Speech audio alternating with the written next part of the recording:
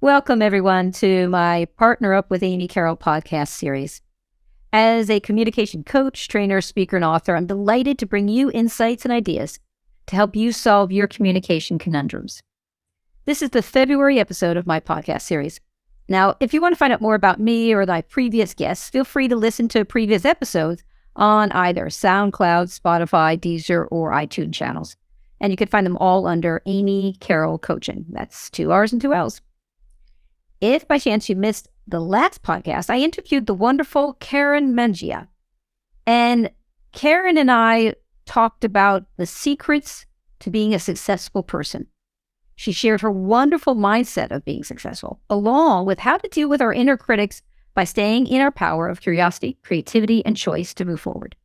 So if you want to watch that episode, you can see it on my YouTube channel, Amy Carroll Coaching, or listen to it on any of the podcast channels I mentioned a moment ago. My guest today is Christine Petersen. Welcome, Christine. Thank you, Amy. It is such a pleasure to be here today. I'm so looking forward to speak with you.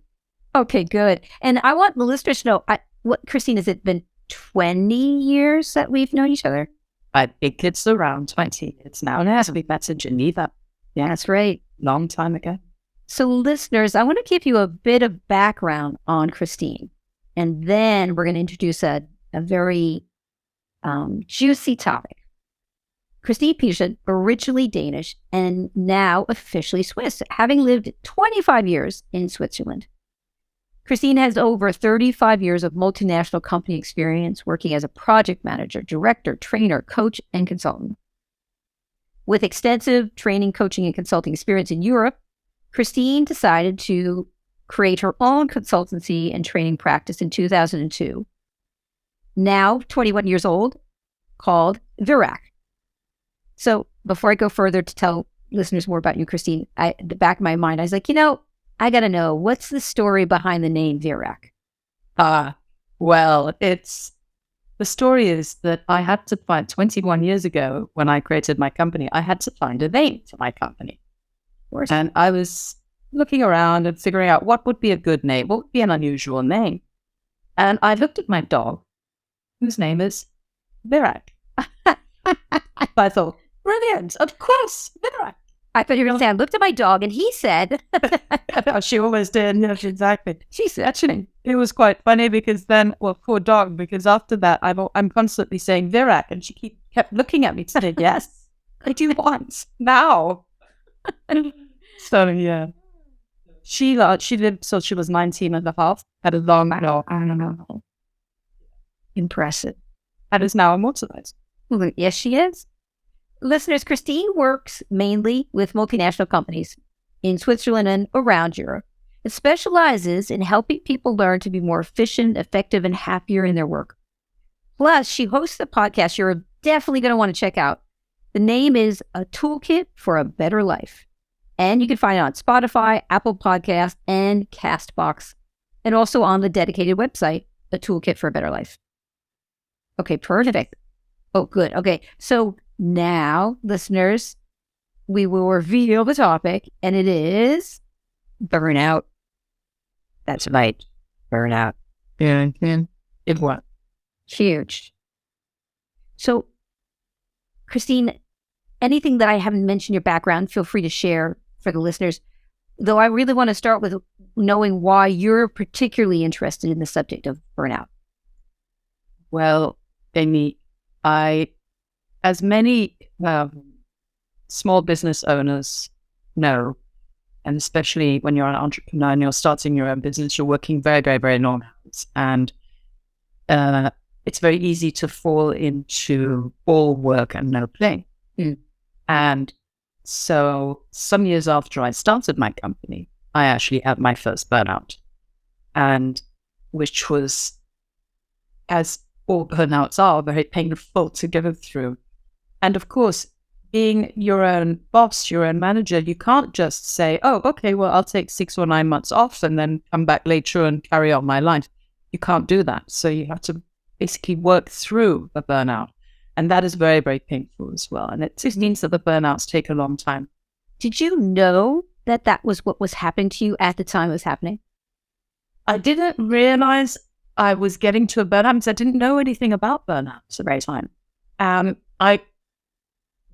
When it actually happened, then I realized something was seriously wrong, because what happened was I was actually in Lebanon, in Beirut at the time, giving a training course, and I had come back to my hotel room after a day of training, a Friday. I'd be training Thursday, Friday, and just lay down on my bed for 10 minutes to rest before I went and had some dinner, or did some more work before I went and had some dinner.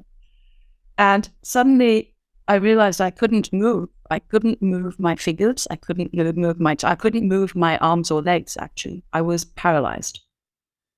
Holy smokes. Yeah. So that was like a massive wake-up call. And it's very, very scary when you can't move. Especially being in a place away from your own home, too. Yes. Yeah, exactly. How long did that sensation last? About 45 minutes to an hour. So I just lay there. Mm-hmm. And it's like my brain was sending the signals to my limbs, to my body, to say, come on, do something, move. And my limbs were just saying, that's it. Good. It's Friday night. We're done. Yeah, we're done. Forget it. We're not going to move anywhere, and you're not going anywhere. So it was the ultimate message from my body to me to say, stop.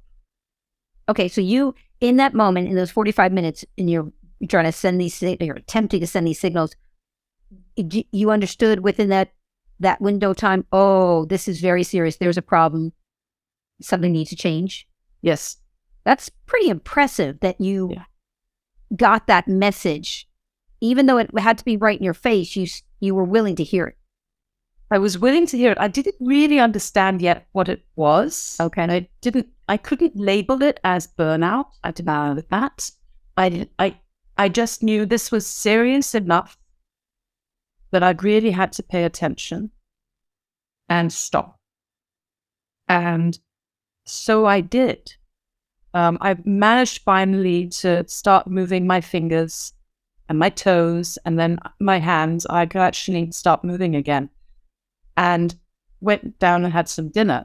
And then spent the weekend being very, very, very quiet. I had to stay in Beirut because I was training again the following week. And then, of course, started checking in, looking online to find out what's going on with me. And this is where I realized that maybe I was going through something like a burnout. Something was happening that I really had to pay attention to.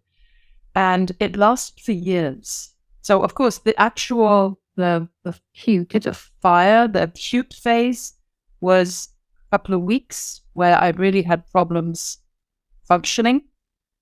And, of course, had to carry on functioning. I was giving training courses. And you're in business. You're in business, and you have to be energetic, and you have to be smiling and on and giving all this energy and information. And so that's why it took a lot longer for me to get out of the burn. Oh, right. You weren't able to, turn the sun around, closed for business. You had to keep going. Right. Had to keep going. Yeah. And this is where I then started to get very interested in burnout. Okay. In what causes it. So what was I doing wrong that I got one? I'm not surprised. I was working as many business owners. I was working 11-hour days, all terrible, terrible timing. And really all work and no play. Wow. And then also to find out what was going on in my body when I have a burnout, what's happening physiologically, psychologically, what hormones, what's going on in the body when you have a burnout. And also understanding very much what can you do about it? Well, what are the warning signs? What were the signs I missed? Yeah. And then also how to avoid it, how to avoid burnout. So if you agree, let's rewind and start with first, what is burnout specifically? Well, I'll give you two definitions. The first one is from Mind Tools. It's a great website. They've got mindtools.com. Okay. And they say burnout occurs when passionate, committed people become deeply disillusioned with a job or a career from which they have previously derived much of their identity and meaning.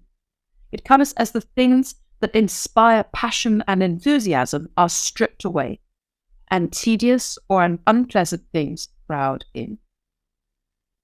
Life and work just stop having a meaning. It's not a depression. It's different from a depression. Mm-hmm.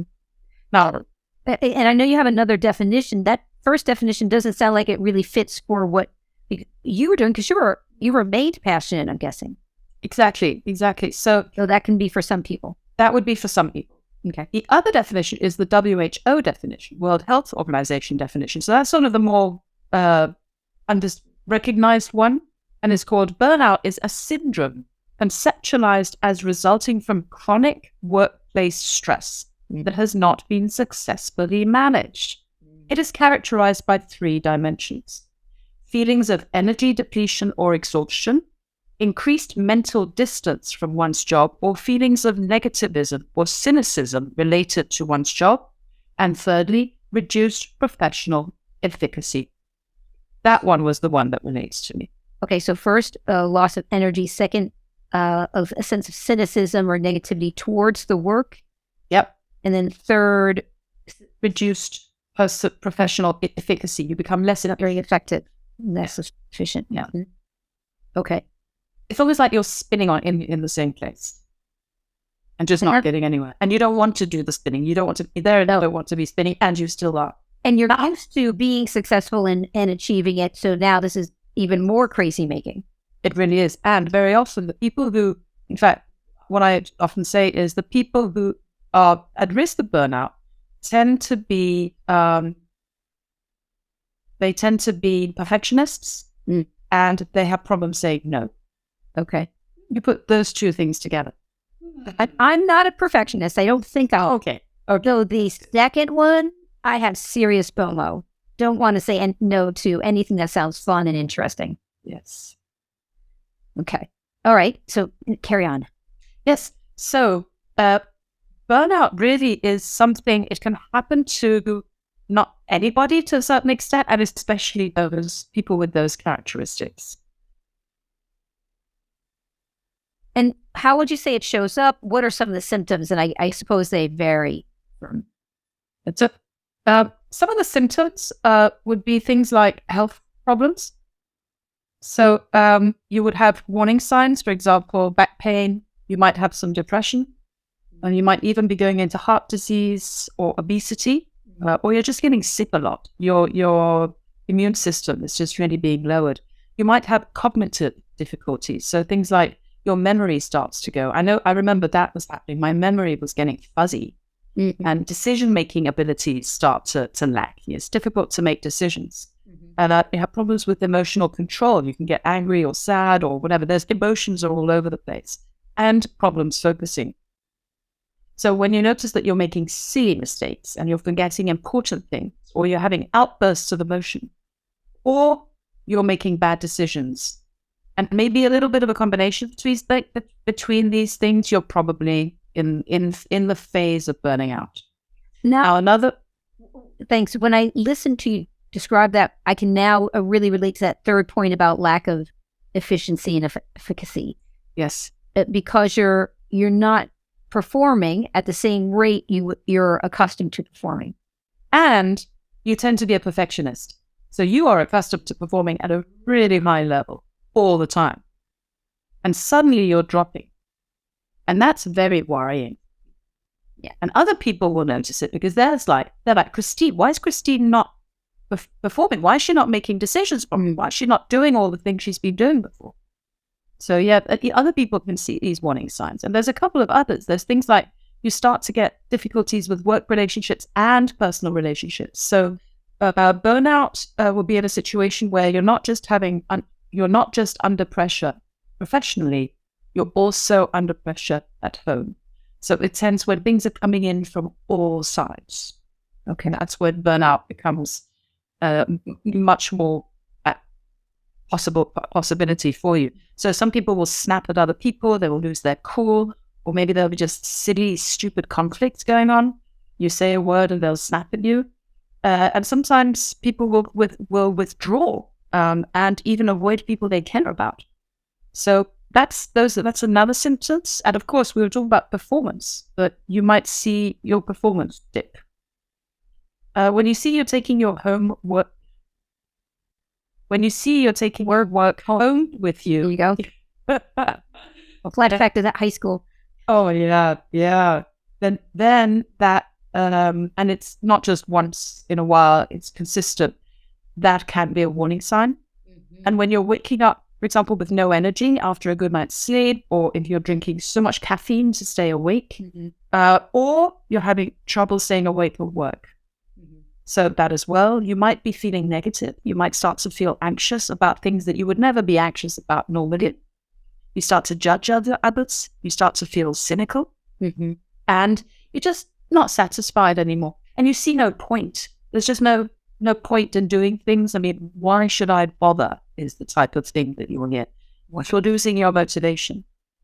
And finally, for self-care, when you no longer put up makeup in the morning if you always did, or think about the clothes you're wearing, or have a shower every day, or these little things, different from your usual routine.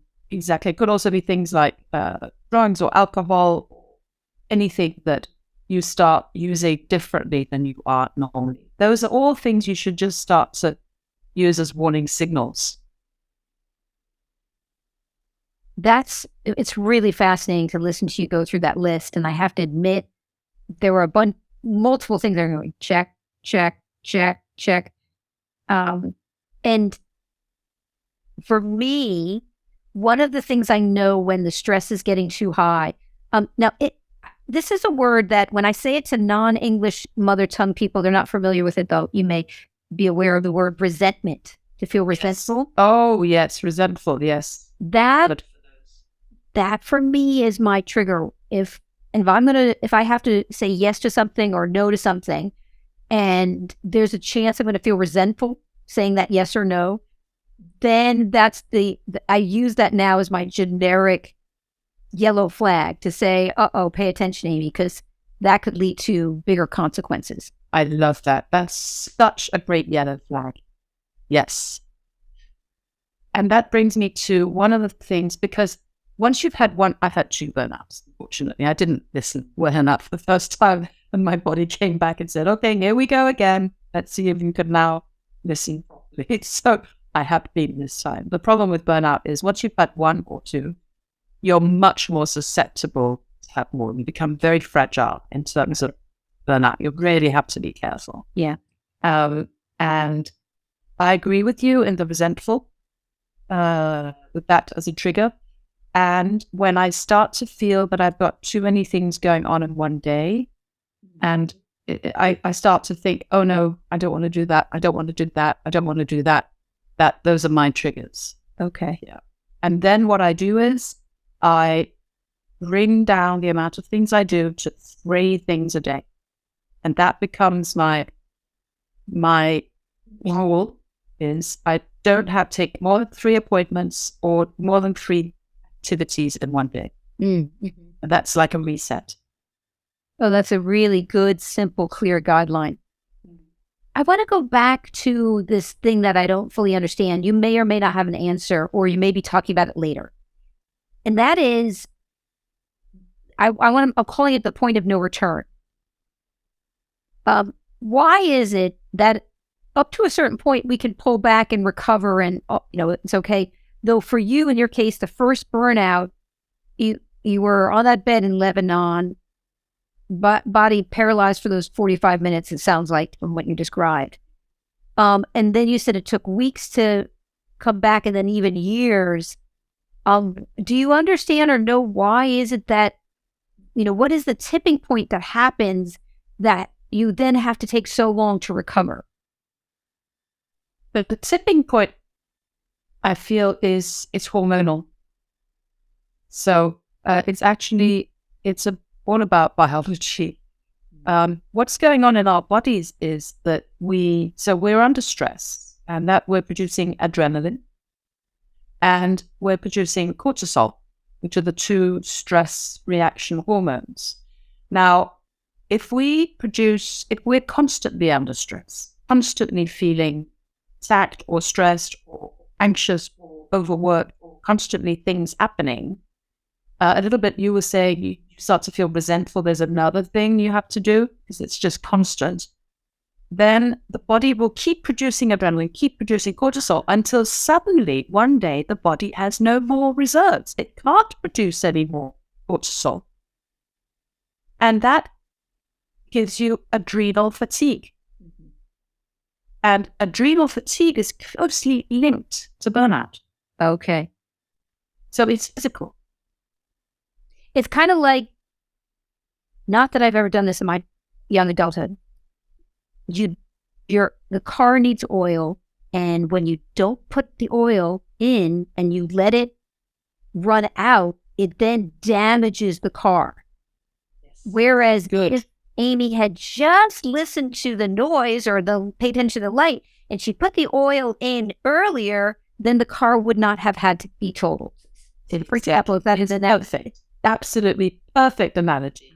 And the oil will be self-care, right? Balance, and being aware of what's going on. Yes. And not just being aware, doing something about it, taking time out. Okay, thank you. That's really helping me to understand why it's so essential to know the symptoms and listen to them and act on them. Yes. Okay. Because it's really easy to say, oh yeah, I'm feeling stressed. I'm feeling this. I'm feeling that. This is happening. I'm snapping at people. Okay, but I'll carry on because I can't stop. Yeah. Well, if you don't stop, you will have to stop because your body will stop you. Well, yeah, it'll stop for you. I remember I worked with a friend of mine. We were working in a pretty toxic environment, and I felt removed from the situation, so I didn't feel so vulnerable. Though this was one of her first significant jobs, so she was new to the work world and didn't necessarily she didn't have any comparison to understand. Oh, this is a toxic environment. She's just like, oh, this is work, and she was, I don't know if she's a perfectionist, a very, very high standards, really wanting to do good work. And yet she was miserable, and there was nothing because of the environment that was being created, there was no way she could have been successful, I suspect. And the idea of quitting her job always felt like not an option, because then she's a quitter, or must have been a wimp, or I'm making up some of these things that I'm imagining were going through her head. And I remember saying to her, if you don't make a conscious choice, the universe will make it for you. And she said, what do you mean the universe will make it for me? I said, for example, maybe, she and her husband had just gotten married. I said, well, maybe you'll get pregnant, not intending to. And suddenly, so it's an easy way out. And she's like, oh, wow. I said, or maybe you have a car accident. I mean, I said, I'm not saying these things are going to happen. I'm just saying these are examples of the universe or our unconscious will work to protect us or take care of us. And I did not want her to go, by the way, because she was my reality check and sanity check. And so I was being very generous in encouraging her to leave. And when she left, I was like, what did I do? I'm alone now with the pain environment. Yeah. Well, it's a good thing she left before any of those things happened, unless she wanted to get pregnant. No, it was not on the list at that time. Well, not the intent. So, no. Yeah. Yes, really, our subconscious will sometimes make decisions for us, unfortunately, because, of course, our body is seeing what's going on. It's just we are not listening. We're not seeing it. We're refusing to see it. Yeah. So, yeah. In denial and talk ourselves out of it. And I can now see better why the element of being a perfectionist, of never giving up kind of thing, and unless I'm lying in the dirt. Yes, exactly. And unfortunately, a burnout will take between 6 and 9 months of just being home and lying around on your bed or sitting on your sofa to solve itself. It's a long process. So it's like either you figure it out before you get a burnout, or you're going to have a lot of time to figure it out after. Yeah. And the people who have burnouts, very rarely can they come back to the same job because the job will be a trigger and they will have less bandwidth to be able to deal with whatever. And then bang, they'll fall into it again. And there's people I know who have done that. Yeah. Who have fallen back in. Yeah. So often you'll find the people who've had a serious burnout where they've been away for 9 months or so, if they try and come back, they will leave very quickly because they'll realize it's just toxic. You use the word toxic. And then they'll go and find a completely different career, completely different job, if they're wise. Yeah, I wasn't wise. I stayed at my same job and I changed the way I approached my job. I became the queen of delegation. Oh. So that was what my way of dealing with it. Okay. And let's talk more about ways to avoid or deal with it in a moment. Though I have to ask this question about when I think about the COVID epidemic. What has changed since then in terms of burnout at work? Well, there's a lot more burnout been happening because a lot of people have been. So if we remember back to at least the 3 months where the whole world shut down in the beginning of 2020, people had to find new ways of working. And that then lasted basically for a year on and off. People could come back into the office, but not a lot. So people were working from home if they were working at all. And this meant that there were a lot of people in homes where they were not normally all together all the time. So husbands and partners and children, parents, and everybody crammed together. That normally they would see each other in the evening and the morning, and that would be fine. So that started giving a lot of pressure on people in the home life. At the same time, they had to adjust to work life, being on Zoom all day, or being in calls all day, working differently. And in fact, what has been found is that so the bosses, the managers, were afraid that people would be at home watching Netflix all day. And in fact, the opposite happened. People worked longer hours, they worked more, and they started being more susceptible to burnout. And there's a couple of statistics going on. So 47%. So this was in 2021, beginning of 2021. So, beginning of 2022. So this was like a year and a bit into it. And they did some statistics and they found that 47%, nearly, excuse me. Okay. So they did. I don't think I muted myself. I was attempting to mute myself. Oh, well. That's great. Well, we can do this again. It doesn't matter. So 47% of people asked had been reported, 47%, that's nearly half people, half of everybody, reported feeling burned out since the start of the crisis. That's massive. Gosh. And those under aged 40 are 90% more likely to report burnout than those over 55. Now, it doesn't mean that those over 55 are not feeling burned out. They're just not reporting. They've probably been taught to just swallow and accept and get on with it, be stoic. So, or there is a bit of wisdom and life experience where some have learned to say, I just can't take this too seriously. That could be as well. Let's hope so. Yeah, that is. Yeah. So there's been massive impact. The COVID crisis really had a massive impact on people's mental health. And we're not talking just burnout. We're talking stress, we're talking depression and burnout. That makes them more vulnerable to burnout. Absolutely, yeah. But stress and depression will make you more vulnerable. Stress over long term, if you then have this characteristic of being a perfectionist and not being able to say no, you are pretty much going exactly down that path, unfortunately. Yeah. So, go on. So what we could do is we could talk a little bit about the things to avoid. Yeah, let's do it.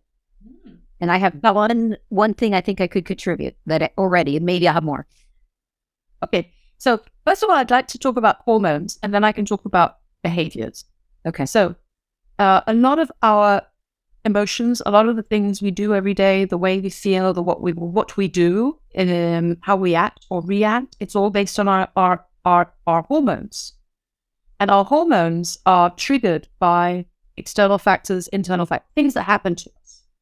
So the great thing about hormones is we've got the bad hormones, which are things like adrenaline and cortisol. So those are the stress hormones, the ones that we want to be careful of not having too much of. And then we've got what we call the good hormones or the happiness hormones. And I love that. And there's 4 of them. Now, what we can do, the cool thing is we can actually raise our happiness hormones, which will then lower our stress hormones. So we can influence our hormones, which then influence our moods, our emotions, and how we deal with life. Okay. So the 4 ones, the first one is dopamine. It's called the reward chemical. And it makes us feel good, just completing a task. So having a checklist and checking tasks off, that gives us this tiny little hit of dopamine and makes us feel good. Love it. Yeah. I write this down just so I can cross them off. Yeah, exactly. Yeah, that's it. We're getting a dopamine hit. Free drugs.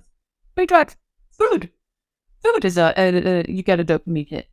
Things like doing self-care, so taking care of yourself, having a bath, having a massage or whatever, doing something we enjoy doing. Yeah. Dopamine. Serotonin is what we call the mood stabilizer, and we want that. If we've got too much adrenaline and cortisol, we want to stabilize it with serotonin. And serotonin, in order to get more of that, we can meditate, we can exercise, go running or walking, nature. Just looking at something green will raise our serotonin. Preach it, girl. Anything green makes me happy. Exactly. Serotonin. And things like sun exposure. This is interesting. By having some sun, 10 minutes of sun a day, it increases our vitamin D, which increases our serotonin. So if we can go for a walk in nature, in the sun, bang. Wow. And I'm imagining that's somehow related to improving our sleep as well. It will, yes. It will help our sleep. It will stabilize.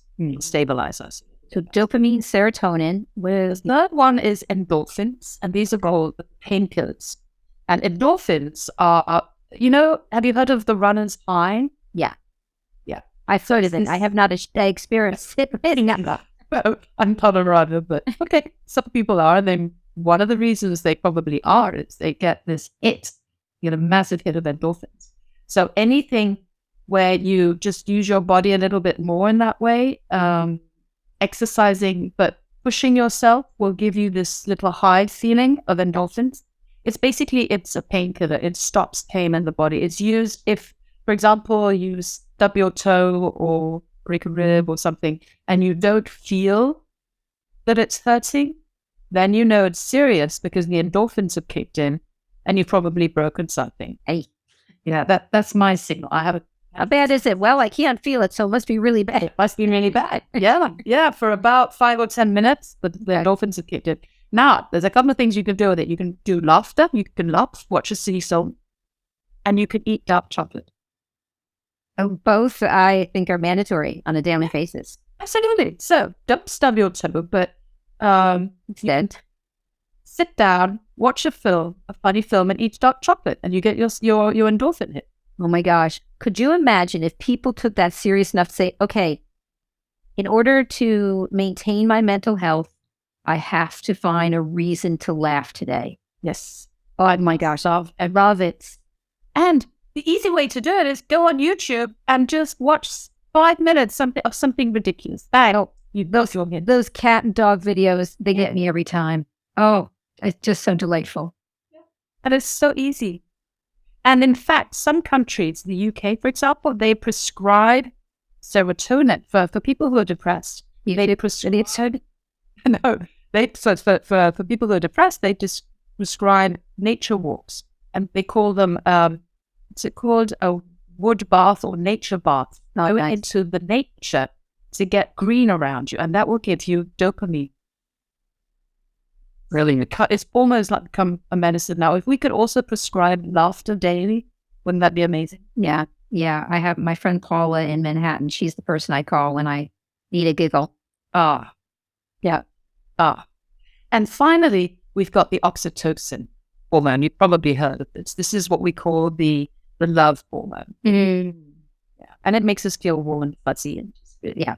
Yeah. And it can be as silly as playing with a dog or just watching a baby laugh. I think I experienced it the other day. I came across a video of, do we call them baby tigers? I guess they'd be cubs. Yeah. Yeah. 2 or 3 of them huddled next to each other, spooning each other. And apparently that's how they sleep together every night. Their arms around each other. Oh my goodness. That was the noises I was making. It was Exactly. Man, you got your oxytocins. Just holding hands with somebody or give somebody a hug. I think it's got to be like 15 seconds. I heard 15 seconds. That's what I tell everyone. 15 at least. 15 seconds. Absolutely. 15 seconds will do it. And you know what's the easiest one? The absolute easiest? Give somebody a compliment. That's so easy. Selfishly, we get to feel better about ourselves. And you get it as well. So it's like a double whammy oxytocin. It's interesting. I will tell complete strangers. Sometimes I come across usually women who I just love their outfits or their shoes or their something. And as an American, I say this, and this my French, with my very creative accent, and I'm saying it to usually maybe it might be a Swiss person, and so it may cross that appropriate social barrier.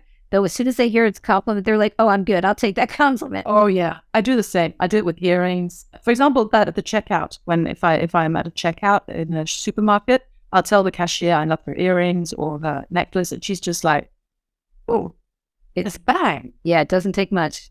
Doesn't take much, and it's free. Oh, that's great. Yeah. So those are the 4 hormones we really need to think about. Now, there's other things that we can do. So behavior. So we have to realize that there's both long-term and short-term stress.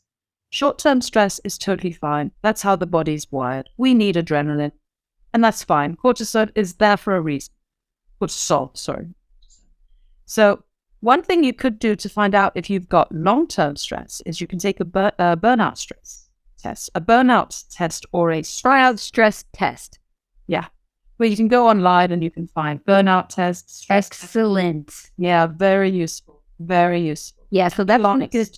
Yeah, right. Listeners, if you're a perfectionist, if you're a high achiever, if you're demanding of yourself, demanding of others, be brave. Go online, find a test, do it, and just, you don't have to share with anyone. You don't have to take any action today. Just give yourself that reality check. And that's a huge gift for yourself. And you can also keep a stress diary. So just put a little red dot somewhere or some way that you can just know, I'm feeling stressed now. And then after a week, you see how often are you feeling stressed. And that will see if you're short-term or long-term stressed. Okay. If you feel that you've got too much to do and too little time, but actually who doesn't? Yeah. That can be a sign we have to be careful of that. So how do you manage it? If you're on a roll and you're always recovering and getting rejuvenated, and you like that pace, I'm guessing that's probably not a big concern. Then it's fine. It's when you feel it's too much. Yeah. Got it. Exactly. Okay. If you're feeling disconnected, if you're starting to feel, what's the point? I can't be bothered to do anything. Then that's getting to be a real big sign. And exhaustion, if you're starting to feel exhausted, then take that as a signal, take some time out and really find a way to get some sleep. It could be 15 minutes here, half a minute there. Just find these down times. Half an hour, I'm guessing that you wanted to say. Half a minute, I get it. 40 minutes or you said 15 minutes a minute? You said half a minute, I think. I was like, I'm thinking change. 15 is or half an hour. People are like, oh, half a minute? Okay, I think I could do that. That's the sign, listener. If you can only do half a minute, this is not good. Then you definitely need to do half an hour. Exactly. Yes. Another thing you can do is protect the meaning of your job. Say more about what you mean by the meaning of your job. When we start a new job, we tend to be pretty excited. Mm. And we're stressed in a really positive way. Loads of energy. We find meaning in your job. We find reasons to go to work. We're excited about it. When we stop to feel excited, we stop to see the meaning. We start to wake up and go, oh, to go to work today? Yeah, that's a sign. So this is where we can maybe think about, what was it that got me excited about the job in the first place? And try and find that meaning again. Got it. You may want to stay away from things like sleeping pills or sedatives, because they'll make you sleep, and not in a real way, not in a healthy way. And then you start to become dependent, and that doesn't help things a lot. And another thing is, get yourself organized. Get as organized as you can. The more you have to do in your life, the more organized you are, the more you can do without it feeling stressy. Yeah. I invest in an extraordinary team of women who work with me and keep my business running.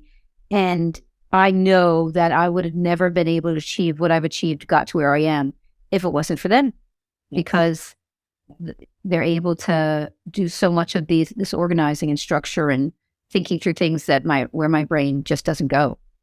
That's wonderful. And it's wonderful that you've recognized that and you've done something about it rather than struggling and getting stressed about it. Yeah. 2 more things is take regular breaks during the day. So they say you should have if possible, and we'll find some averages here, 5 minutes of just a little break every hour. Oof. Should have maybe a lunchtime of an hour or 45 minutes every day. And every week you should have a day. Okay. So I have weeks, I guess, of the week. I have a little bit to work on on that list. Okay. It's good to know. And some people set an alarm and say, okay, my 55 minutes are up. I'm going to have 5 minutes. You could do that, or you could just say, right, I'm just going to get into the habit of getting up to go and get a glass of water once an hour. That's good. That's it. And keep it simple. Yeah. And then finally, lean on your support system, which is exactly what you're doing. Find a support system and lean on them. Not heavily, then they'll get stressed. But just this earlier today, I was out rushing off to an appointment. I ran into a close friend of mine. She said, "How are you?" I said, "Oh, not great." And I listed a couple things. And she said, "Well, is there anything I can do?" Just her saying that was magic to my ears. And I said, I'd love to meet for a walk, and just having that socializing, bonding outside in nature. Wonderful. That's what we're going to do. You're going to get lots of serotonin coming out there. It's really nice. Yeah. And the final thing that I find very useful, and I remind myself of often, is your spheres of influence. So Stephen Covey, who wrote The 7 Habits of Highly Effective People, he came up with this really lovely image. So you've got 3 concentric circles. The central circle is what you can control. The circle outside that is what can you influence. And the circle, or rather all the space outside that, is what you either cannot control, you cannot influence. You basically at home. I think we get really hung up on all the things we can't do anything about. Yeah. So I try and concentrate on what I can control, if there is anything, and what I can influence. And that's it. That really helps. And I have, this is a prayer. So listeners, this may sound a little woo-woo or religious. It's really, for me, I find it very inspiring. And I've heard this for many years. God, grant me the serenity to accept the things I cannot change, the courage to change the things I can, and the wisdom to know the difference. Wonderful. Yeah. So that's a good one. Listeners, if you don't know that one, that might be something to consider. Yes, exactly. Well, Christine, this has been rich and fascinating to me. So really thank you for your time. I'm going to offer one call for action. If you want to add one, tell me, feel free to share it. Listeners, there's a book I read that I've recommended a past podcast. If you haven't heard, it's called Boundary Boss by Terry Cole, I believe her name is. And it's just great about learning to set limits so that you're less likely to get to that stage of overwhelm or resentment. Christine, anything you want to add to that before we wrap up? I would just like to add the word awareness. Be aware of yourself. Be aware of what you can and cannot do, and do not be a perfectionist. Learn to say no. Move into becoming a recovering perfectionist. Exactly. Okay, wonderful. So, listeners, if you would like to send me your communication conundrums, clashes, challenges, mishaps, blunders, and successes, feel free to do so via email or social media, because I'll read them and discuss them on future podcasts and make suggestions. My email is amy@carrollcoaching.com. Like I said earlier, 2 R's and 2 L's. And if you want to reach out to Christine, feel free to look up her profile on LinkedIn, Christine Petersen. That's CHRISTINE, and then B is your middle name, I guess. Petersen, PETERSEN. All right. Or check out her dog's website, virak.com. That's VIRAK. And you definitely want to check out her podcast, A Toolkit for a Better Life. You can find it on Spotify, Apple Podcasts, and CastBox. Now, finally, listeners, if you're ready to take your superhero partner powers into the next decade and really set up your boundaries even more firmly, I want to personally invite you to join me in Bali this May, 20th to 27th, for the complete retreat. You'll find more details on the events page of my website, carrollcoaching.com. Christine, thank you. This has been a wonderful conversation. Thank you so much, Amy, for having me on the show. It's been such a pleasure. It's always a pleasure to talk with you. So, thank you. And thank you, listeners. You've been listening to Partner Up with Amy Carroll podcast series. Happy partnering, everyone.